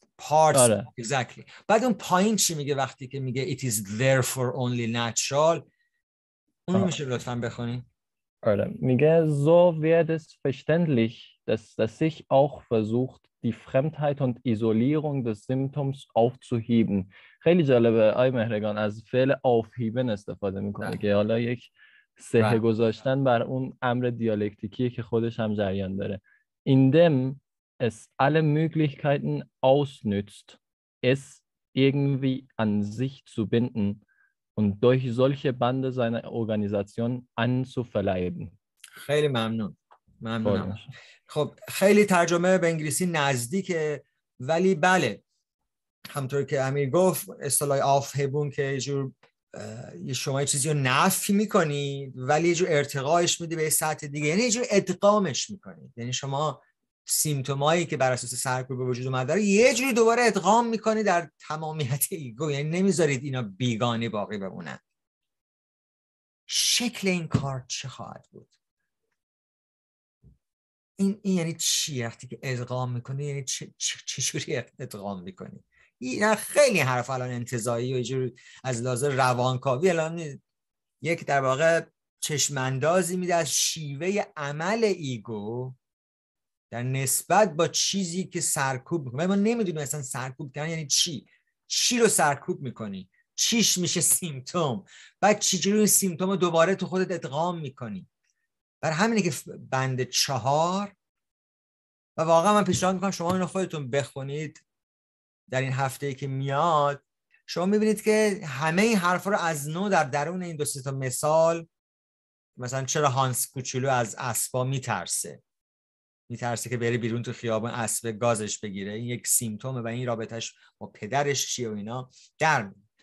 خب as we know a tendency of this kind is already operating in the very act of forming a symptom. A classical instance of this are those hysterical symptoms which have been shown to be a compromise between the need for satisfaction and the need for punishment. دیگه بقیه اینا اشکالیه که میشه در آورد که اصلا این ادغام و تلاش برای ریکنسایل کردن این سیمتوما چیه. من به نظر من اصلا این یک بحث جداییه، ولی جور مثلا اثر هنری هم همین کارو میکنه. به واقع هیچ چیز خارجی نگه نمیداره، همین چیز میخواد درون خودش ادغام کنه. هیچ عنصری در یک اثر هر چقدر هم اثر عجیب غریب باشه عنصر خارجی باقی نمیمونه. برای ایگو هم سیمپتوم نمیخواد خارجی باقی بمونه. هنوز نمیدونیم چطور ولی این تندنسی درش هست. خب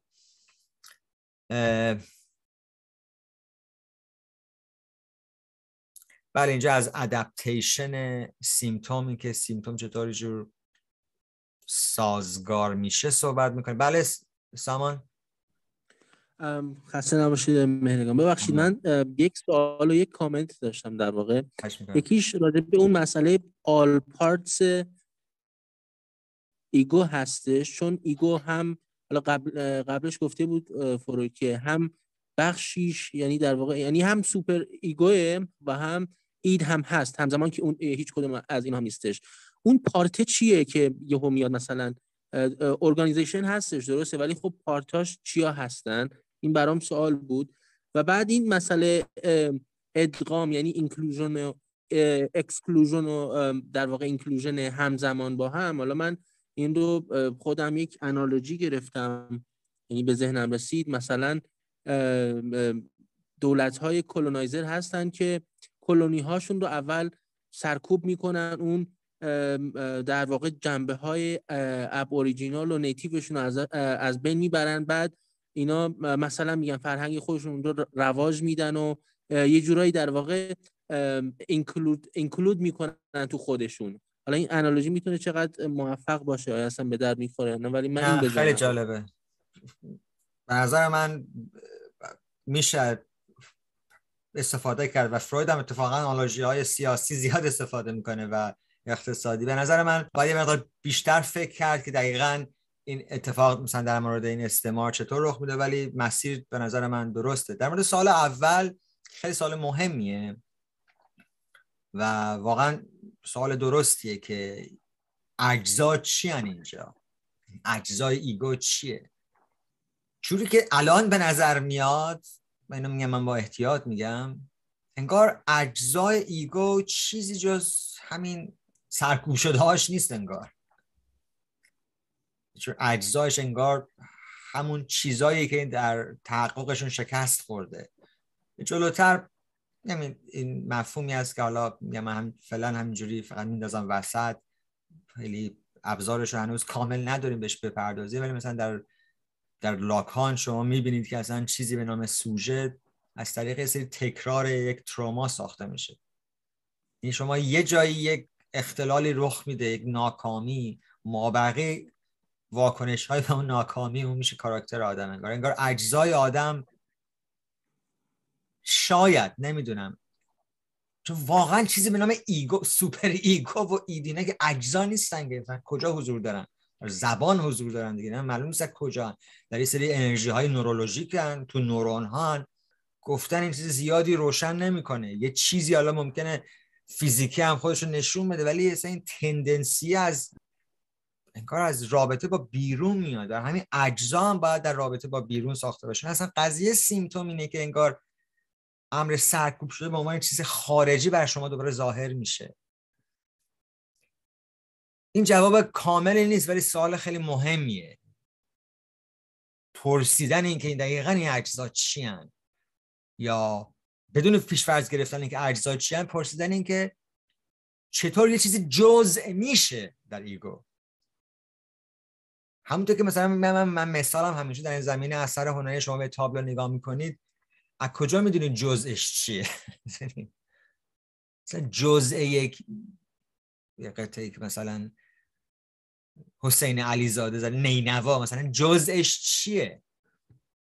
جزءش یه موومانه، یه فریزه، میدونید، یه نوته، یه فرکانس از نوته. اینه که شما همیشه انگار یک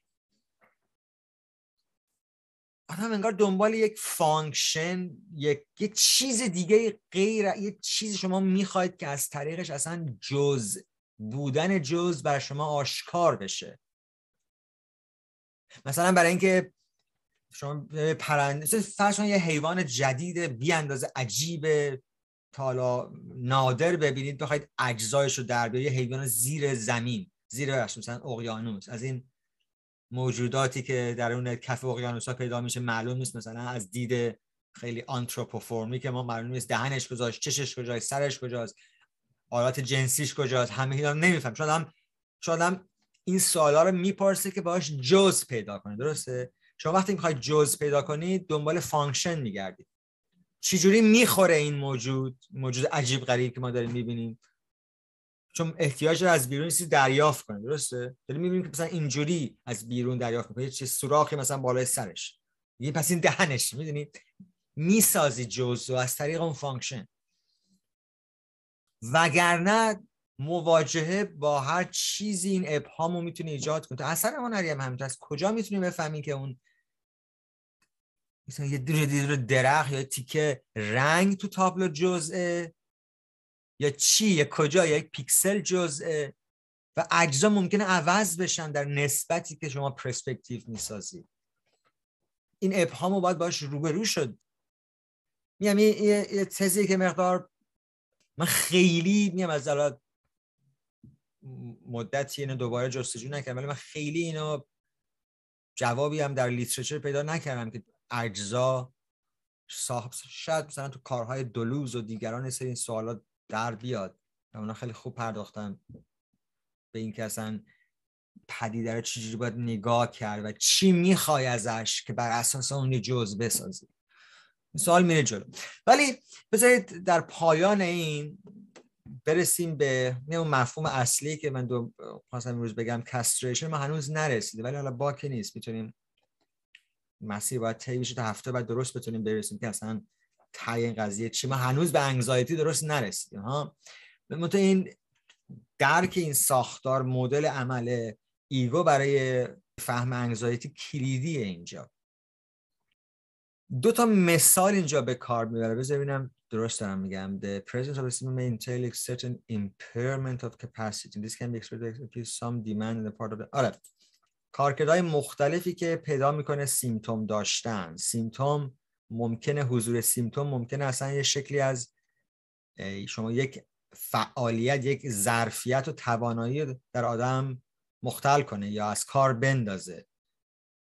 من مثلا چه میدونم، من نمیتونم اینجوری چیزی پرتکاب کنم یا هرچی، یا ایرکشن رخ نمیده، وجودی که میخوام مثلا با یکی بخوابم ولی ایرکشن رخ نمیده یا هرچی، اصلا شکلی از اصلا سر کار نمیتونم برم. کار احتیاج به پول دارم ولی سر هر کاری که میرم نمیدونم، یا یه شکلی از ناتوانی خوشو میزنه بالا. من نمیتونم مثلا 5 ساعت تو سرم کار کنم، مثلا تو 1 ساعت باید 5 بار برم بیرون و کارفرمام از این ناراحت میشه. مثلا این به عنوان یک ناتوانی. میگم انواع از کار افتادن ممکنه سیمتوم این کارو بکنه. اما میگه همین ناتوانی can be exploited to appease some demand on the term of the superego or to refuse some claim from the external world. یعنی همین ناتوانی، سیمتوم، میتونه استفاده بشه برای پاسخ دادن به دنیای بیرون و یه جوری به نفع خود استفاده کردن سیمتوم به یه معنایی. یعنی سیمتوم فقط یه کارکرد نداره. چرا؟ چون ایگو میتونه همه چیزو اینترنالایز کنه، میتونه همه چیزو ارگانایز کنه، میتونه روابط عجیب دیگه‌ای برقرار کنه. In this way, the symptom gradually comes to be the representative of important interests. سیمتوم نقشای دیگه‌ای پیدا میکنه. ایگو بیکار نمیشینه. It is found to be useful in asserting the position of the self and becomes more and more closely merged with the ego and more indispensable to it. It is only very rarely that the physical process of healing around a foreign body follows such a course as this. برمیگرده به آنالوژی اول، به آنالوژی خیلی بیولوژیک فیزیولوژیک که ما داشتیم، ایمپلنت مثلا یا یه قطعه تو دست. میگه چی؟ فرایند هیلینگ یا شفا یافتن یا درمانی که مثلا وقتی شما یه دندون میکارید رخ میده، جسم خارجی همچین روندی رو طی نمیکنه. کاشتن سیمتوم در ایگو خیلی پیچیده‌تر از کاشتن دندونه، چون کاشتن دندون احتمالاً یه کارکرد بیشتر نخواهد داشت، ولی کاشتن سیمتوم ممکنه به منافع دیگه ایگو هم کمک کنه، باهاش کارهای دیگه هم بکنه.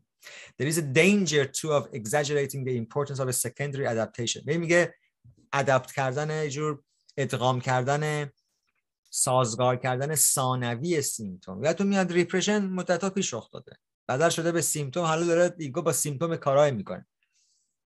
میگه ایگو تا جایی پیش میره که اصلا میتونه سیمتومو ابداع کنه، به وجود بیاره تا اصلا امتیاز بگیره ازش.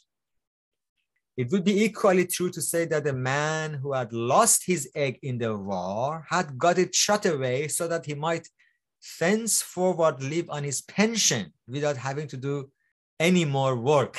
میگه کسی که تو جنگ پاشو از دست داده شاید هم یه جورایی میخواسته که بعد برگرده مستمری بگیره از دولت، به خاطر این مثالی میزنه که این که اصلا چه جنبه‌های مختلفی میتونه اصلا به خودش بگیره، یه چیز نیست. دو مثالی که میزنه نوروسیس وسواسیه، مسئله‌ای که به نظرم خیلی تو ایران شایع است، و پارانویا، مسئله‌ای که همه جهان شایع است. این دوتا رو یک صحبت‌های سرشون در این یکی دو صفحه میکنه که واقعا خیلی جالبه ببینید که مثلا ادغام کردن و همسازی کردن سیمتوم محصول ریپرشن در این دو مورد نوروسیس، در این دو مورد اختلال چطور عمل میکنه. میگه در این دو مورد the forms which the symptoms assume become very valuable to the ego. ریپرشن سیمتوم یعنی در مسیر ادپتیشن ارزشمند میشه برای ایگو، به درد ایگو میخوره، باشه کارایی میکنه. چه کارایی باش میکنه؟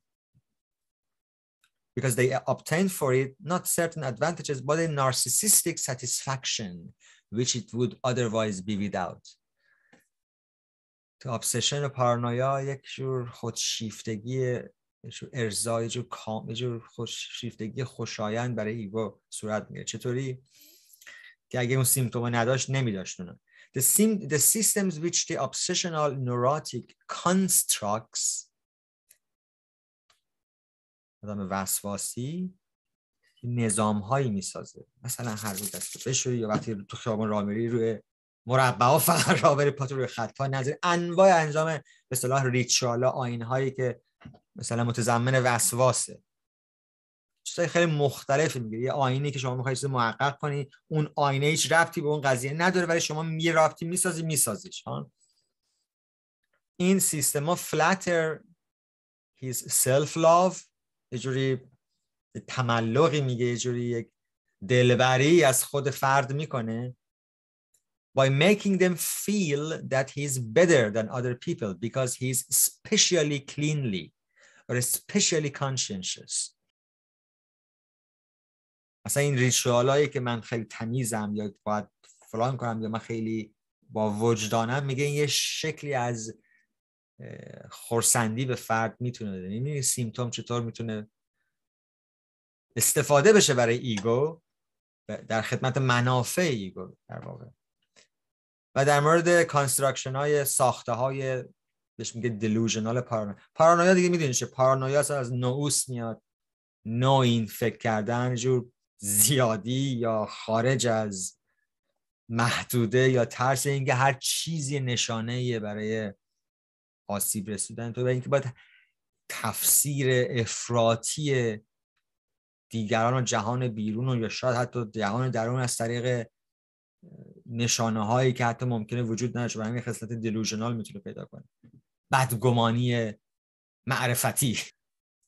میگه حتی این کانستراکشن های فرد پارانوید هم چیکار میتونه بکنه؟ میتونه یه جور offer to his acute perceptive and imaginative power. شاید هم پارانویا میتونه نشانه یه جور توانمندی فکری هم باشه، تخیل بسیار قوی که بتونی تو همه چیز نشانه‌ای پیدا کنی، راهی برای اینکه این به اون داره دلالت میکنه. نه، میگه باعث میشه یه جور یه فیلد اکتیویتی به فرد بده، یه عرصه عمل بده به این قوای خیلی ادراک کننده و تخیلگر.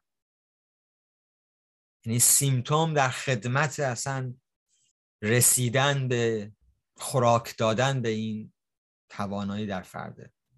من خیلی صحبت کردم ولی میگم این گزار رو اگه مقدار خوب در بیاریم، هفته آخر میتونیم واقعا نتایج، قدم های واقعا بزرگتر برداریم تا ببینیم ته رساله چی میشه. فقط اون کیس، دو سه تا کیس مورد روانکاوانه‌ای که در بند 4 طرح میکنه پیشنهاد میکنم با دقت بخونید.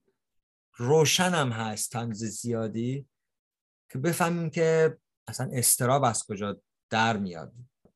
وقت زیادی نداریم ولی سوالی، نکته‌ای، نظری؟ امین شما چیزی می‌خواستین بگین؟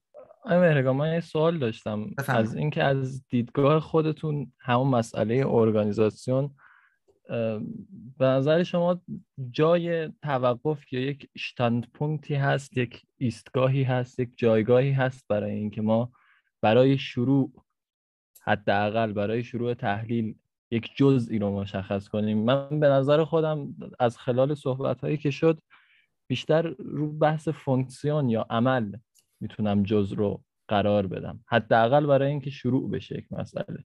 چون بعدها که خود فروید هم میپردازه به این موضوع، یک مازادی وجود داره انگار که دائما در تلاش برای پیدا کردن اون مازاد، انگار این تکاپوی همیشگی ایگو برای یکی کردن سیمپتوم با خودش، یکی کردن رپرشن با خودش، همه اینا یک تلاش برای این همان شدن با یک چیزیه، با یک امریه که خود فروید هم میگه آنکنیه، یک امر غریب آشناست، اصلا معلوم نیست چی به چیه.